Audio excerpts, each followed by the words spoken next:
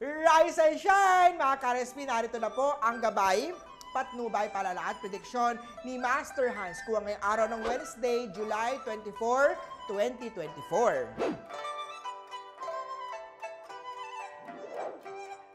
Let's start the year sa mga rats. Kung hindi pagkakakitaan, it's not important at the moment. Yan ang maging motto mo tuwing tempted ka sa mga kapritsuhan mo. Yellow at tuwang swerte kay Year of the Rat.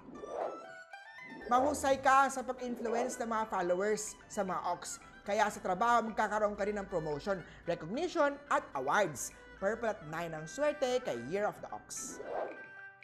May mga I love you and hate you moments sa love life para sa mga pinanganak ng Year of the Tiger. Be open to communication at huwag bibigay sa temptation. Pink at 5 ang swerte kay Year of the Tiger. Para naman sa mga pinanganak ng Year of the Rabbit, huwag baliwalain ang common colds or cough, ubo at baka lumala ang mga ito. Magpa-check up agad kay Doc. White at 7 ang swerte kay Year of the Rabbit. Sa mga pinanganak ng Dragon naman get enough rest at ingat ang iyong pinagpapuyat ay hindi worth it. Iwasan ang stress at sobrang pagod. Orange at 1 ang swerte kay Year of Dragon. Sa mga snake naman tayo, maganda ang iyong mga chances to meet a better partner. Kapag nasa magandang work o career ka na, mag-ingat naman sa mga online scams. Green at 5 ang swerte kay Year of the Snake. Punta naman tayo sa mga pinanganak ng horsey. Kailangan may proactive outlook ka sa palagi sa buhay mo. Walang promotion ang mga tamad. Double your effort para makasama sa bibigyan ng promotion. Gold at 8 ang swerte kay Year of the Horsey. Ito naman, Say of the Goat.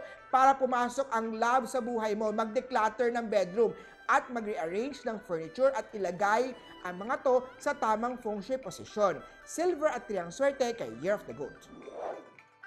Punta naman tayo sa Year of the Monkey. It's always best to stay away from office rumors, mga chismis at conflict ng ibang tao. Mapag-business partner ka naman sa mga compatible sign para umunlad at magkaroon ng stability ang negosyo, makakatulong ang pagpapafeng shui kay Master Hans Kua. Lavender at 6 ang swerte kay Year of the Monkey. Para sa mga Year of the Rooster naman, dapat alagaan ang career at maging seryoso ka sa pakikipagharap sa boss at kasamahan mo sa trabaho. Beige at 2 ang swerte kay Year of the Rooster. Sa mga dog naman tayo, subukan ang aroma therapy to boost your energy at para maalis ang stress. Make sure lang na may credibility ang health practitioner at mga clinic na pupuntahan mo. Violet at 2 ang swerte kay Year of the Doggy. Lastly but not the least, para naman sa mga Year of the Piggy, medyo nakakasilaw ang luho, kaya naman take it easy. Hindi libre ang mga bagay na binibili using your credit card. Mag-ingat ng savings for rainy days. Magenta at 5 ang swerte kay Year of the Piggy. Muli po, ito po yung mga gabay, patnubay, palala at prediksyon lamang ni Master Hans Kua. Nasa inyong mga kamay, nasa lalay ang inyong tagumpay. Kaya naman always be positive at i-claim ang mga swerte, mga ka-RSP.